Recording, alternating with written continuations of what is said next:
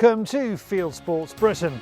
Coming up, we're at the shooting show with Mr. Crow in tow. We'll edit this bit so George doesn't know. Yeah, this won't be in, so George won't know about this, okay. We've got the regulars, hunting YouTube, Hallo Charlie and News Stump.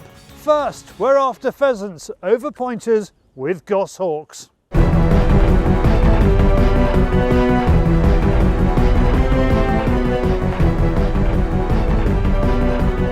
She's beautiful and deadly, and it's time to stretch her wings. Shoots don't tend to roll out the red carpet to falconers, but some are more accommodating than others, allowing a few days' sport after the guns have had their fill. The concern from the keeper is that if they see a bird of prey, then the pheasants are going to leave the coverts and what have you, whereas in actual fact, a lot of the time, if you're flying birds on the outside of the estate, it's keeping the birds holding in tighter, so you're not dispersing them. Roy's fortunate to have been offered a couple of outings on this ground in return for some of the foxing he's done here. This agile goshawk is the daughter of Roy's old girl he lost to a fox at the end of January. We were in the middle of filming this piece when the fox struck. Anyway, we're hoping she's going to do her mother proud. Well, finally, it looks like we've got a break in the rain. It has been absolutely howling and peeing down now for weeks, and my falconry season has not been going overly well, but it looks like we've been blessed today. The end of the season is looming very quickly, so we've only got a couple of days left, and it would just be really nice to get her going a little bit on pheasants. The shooting is just about drawn to a close here, so we're just going to do a few of the margins, and fingers crossed we might come across a few points. Boog will work the wood, but we need to get downwind in order for her to find the scent. Roy's worried that the wind is so light today the young viszla will bounce birds because the scent cone will be so small, and she will be on top of them before she knows it. Then Boog is very definitely on point. So with this point you can see the dog is absolutely staunch on point. There's not a single bit of movement, and she's 100% locked on, so I mean she's quite a young dog. This is her first proper season of work, so she's just coming into the fore as well. The dog is in place, the pheasant is in place, but we need the goshawk to have a clear flight path. What we're trying to do here is come around on the point, and hopefully the dog will flush it out of the woods and across the field, so that will give us a better flight, a better chance of filming it as well. Ah! She's chasing it underneath, she's underneath it. Look at that thing go. The pheasant comes out in completely the opposite direction and our chance is lost, but hopefully the goss is not. So very often with the pheasant flights they will go quite a distance, and we've come in right through the wood and we're now at the back end of the wood. Oh, we've got a strong signal here. She's moving, so I'm not sure if she's got it or not. Let's have a look. There are optimum times in the day when the goss should fly. Roy has been conditioning this bird for later afternoon. It is now getting to that time and he's hoping she will switch on. A lot of the time your hawk has got to be fully in condition to be able to take on the flights, and the way to do that is to make sure that you fly them and feed them at the same time each day. I was trying to come out a few hours earlier and make the most of the weather that we've got, but she still wasn't 100%. So you can see now she's settling down a little bit more. She's paying attention to exactly what the dog's doing, so she's focusing in a little bit more. So the falconry terminology for it when a hawk comes into condition is coming into yarrick, and that means she should give it a little bit more on the pheasants. This could be her opportunity to give a little bit more. Boog is on point at the bottom of the valley, and when Roy is happy, Bex sends her in. Go on, go on, go on, go on, go on, go on. Go on, go on, go on, go on, go on, go on. Come on under it, come on under it, come on under it. Oh, you cow, get on it. What? It's a lovely flight, but when we find she's without her prize, Roy is not totally convinced she's getting out of third gear. So that one dropped away into the cover and into the thick brambles, and she lost it there, so that's good. She really wasn't pounding as hard as she should have been on that one, so she must try a little bit harder next time. Before we call it a night, we get another flush, this time on a cockbird. This time she's not letting go. It's just the nerves twitching there. Roy dispatches the pheasant and rewards the goss, being careful what to give her.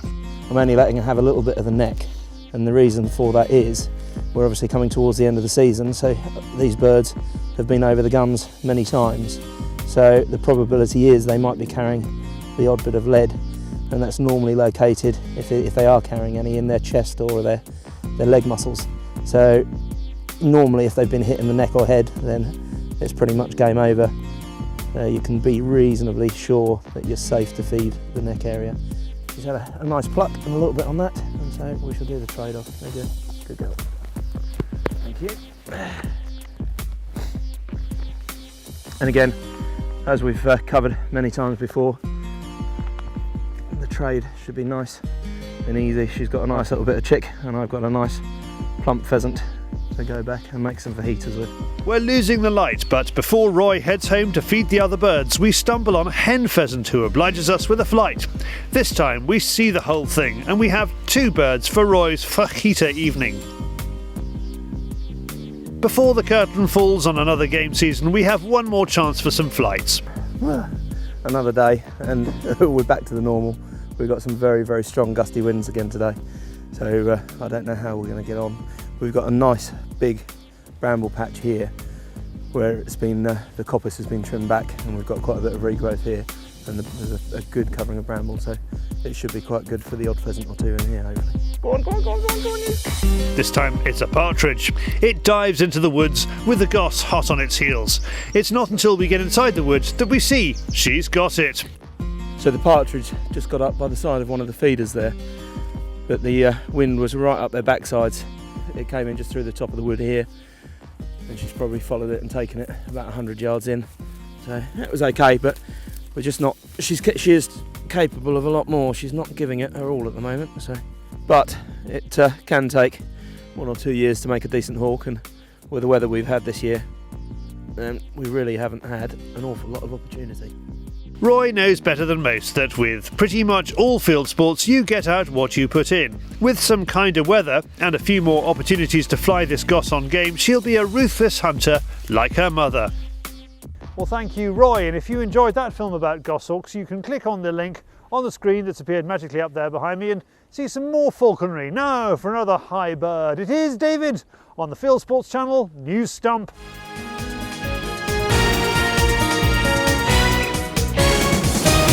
This is Fieldsports Channel News.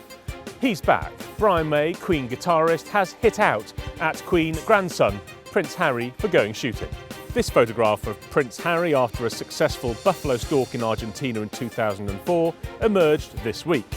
In his usual proportioned and reasoned way, the 66-year-old rocker compares Prince William and Harry's love of shooting to 19th century supporters of slavery.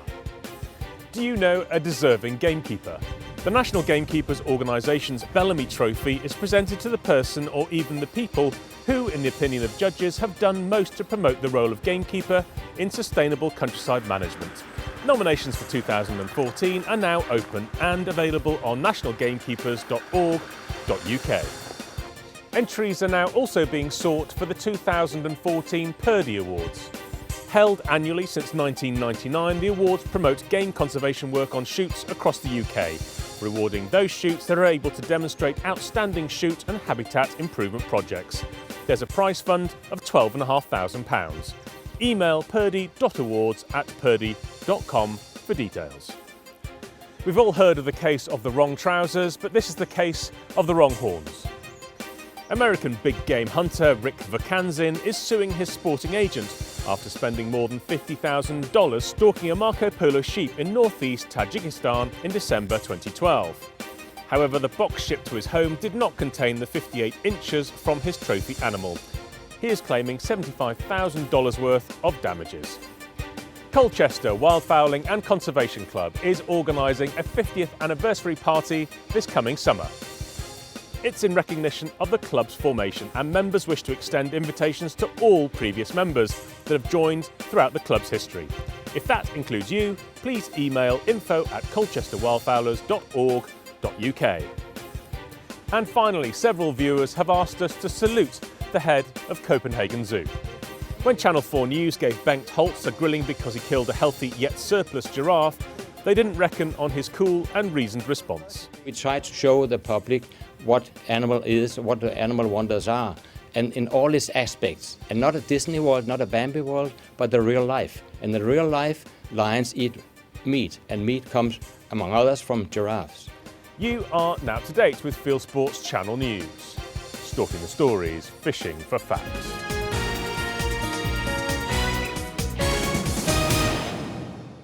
Thank you, David. Now let's see what you lot have been up to. It is Hallo Charlie.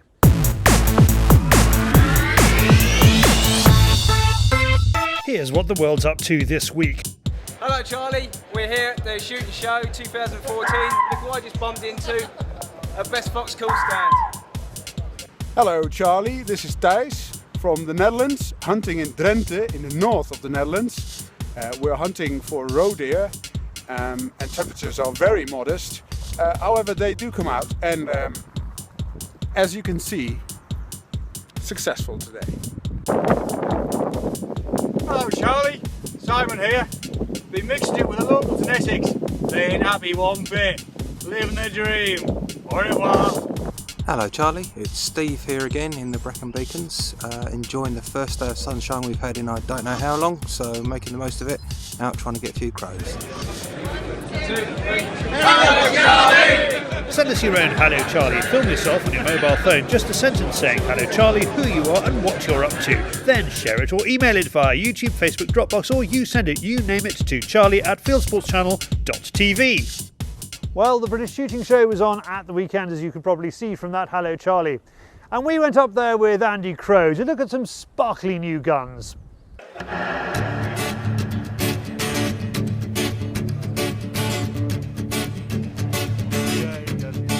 Although we do like to get out and embrace the great British countryside, the British Shooting Show came at just the right moment to give us the chance to escape the wind and rain. As hurricane winds lash the UK, Crowe is getting his hands on some of the shotguns on display by all the main manufacturers, including a brand new Perazzi that even Mr. George Digweed hasn't seen. If we can take the opportunity of showing you the brand new Perazzi, this is a brand new action. Now, in the absence of Mr. Digweed, we have a much sleeker and better looking version, so Mr. Crowe is going to model the gun for us. Yep. And you can see the difference in the action. This is obviously, I'm not going to use the word cheaper, but it's a scaled down version, and it's been able, so Perazzi have been able to make economies in terms of cost. The MX2000 retail about 8.7, retail on the new Sporter 5.5 grand. So it's a completely new market. I think it's going to be a good one. It's going to be a winner. It has all the normal features, the handling capabilities, etc. of a Perazzi. You've thrown it around. Yeah, I have. Feel okay? Yeah, it feels beautiful. This is the first one out. You're the first person to handle it. Have I handled it before George? You've handled it before George. No way. He's not going to forgive me for this, you realise? Right. But just don't tell him that I've handled it. I wouldn't tell him. No, we won't put it on telly. Nobody will know. No, we'll I just keep it a secret between ourselves. Just don't let James? George know. No, it's... we'll edit this bit so George doesn't know. Yeah, this won't be in, so George won't know about this. Okay.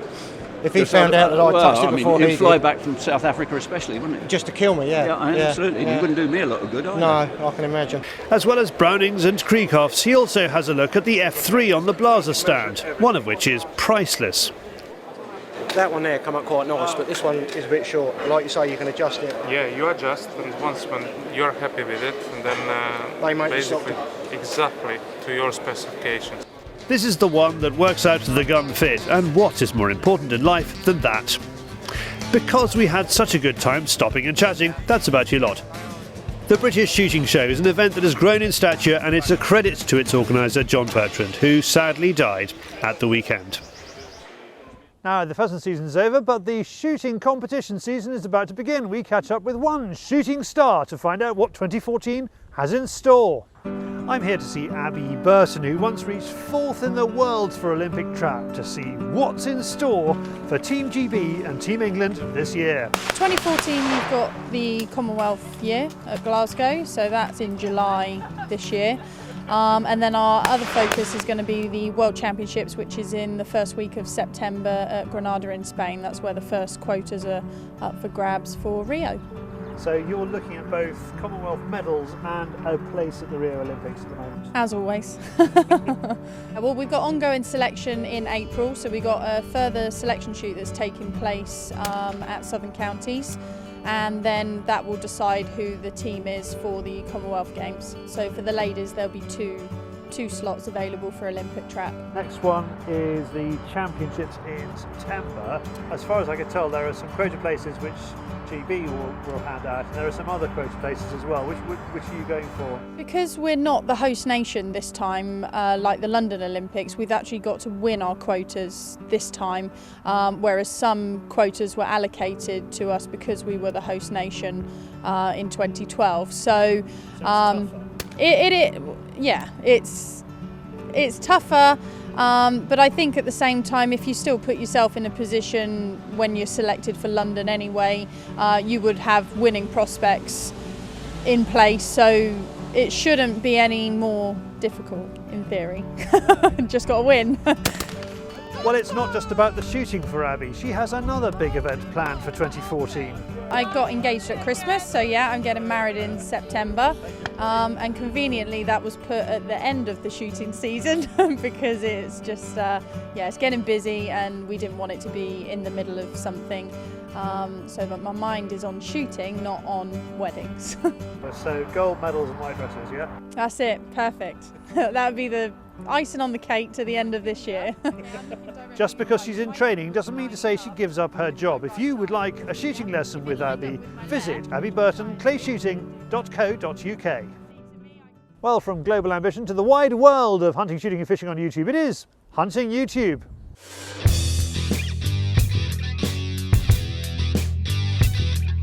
This is Hunting YouTube, which aims to show the best hunting and shooting videos that YouTube has to offer. Now let's start big. Here is the heavily trailed programme where, according to the British Broadcasting Corporation, the BBC, Louis Theroux lifts the lid on hunting in South Africa and proves how horrid it is. Well, watch this and you will see him come down on the side of hunting. Bad news for the BBC bigots. Next up, our old pal Max Hunt has a new film out. He is after German roe deer. It's the middle of the summer and Max is in Mecklenburg-Vorpommern. Let's head up to the Slovenian Alps for a chamois stalk in November 2014. Beautiful mountains, surprisingly well filmed. From somewhere French, but I'll be bound not filmed in France, a film to teach you about how to set up a bait trap for a bear, should you ever need instruction. Now, a classic Spanish Monteria, a driven hunt over 2 days. Bag for 19 shooters came to 250, including red deer, fallow, wild boar and mouflon. To the USA for the spring snow goose hunt 2014 in Arkansas and Missouri, including a day where they bagged 116 with the help of more than 1,000 decoys. Keith Warren's Alaska Moose is characteristically well edited, with lots of lovely Alaskan scenery and a large animal at the end of it. Finally, Californian soccer mums travel to Georgia in order to hunt alligators. It's what women in America like to do. You can click on any of these films to watch them. If you are missing the fishing films and the airgun films, watch our new shows, Airheads and Fishing Britain. If you have a YouTube film you would like us to pop into the weekly top 8, send it in via YouTube or email me, the link charlie@fieldsportschannel.tv. Now, Fieldsports Britain is just one of the shows we put out on Fieldsports Channel, and I'd like to commend you to Airheads. If you want to see more from the shooting show, we have rapid fire action in this week's Airheads. In the programme there'll also be Ted's latest word of wisdom, Phil Price is telling us the right way to fill up, and Daystate's Tony Belis will be showing a quick fix for a wonky scope. It's out at 7 p.m. on Thursday the 20th of February 2014. You might also be interested in Fishing Britain. We're at the home of British fly tying, the BFFI show, to look at the latest in fly technology, hand tying techniques, rod decoration, and we have a little competition on the Vineyard stand. Who can tie fastest? And want to see more pictures of flies by the man who tied that mantis? The superb Howell Morgan is on Lynch's Lakes in Evesham.